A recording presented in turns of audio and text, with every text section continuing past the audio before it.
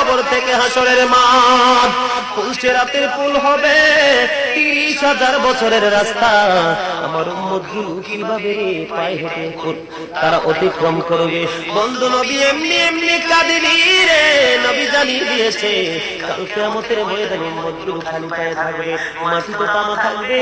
ও বন্ধু, তাদের শরীরে কোনো পোশাক থাকবে না, উলঙ্গ অবস্থায় থাকবে।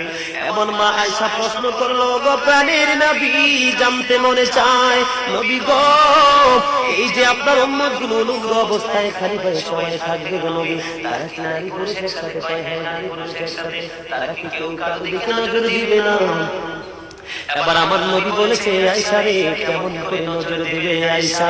বন্যার পানি যেমনি প্রবল বেগে বৃদ্ধি পেয়ে পৃথিবীর মানুষগুলোকে গ্রাস করে ফেলে, কাল কিয়ামতের দিন এই জাহান্নামের আগুন মানুষের দিকে বন্যার মতো প্রবল বেগে ছুটে এসে মানুষকে ঘিরে ফেলবে।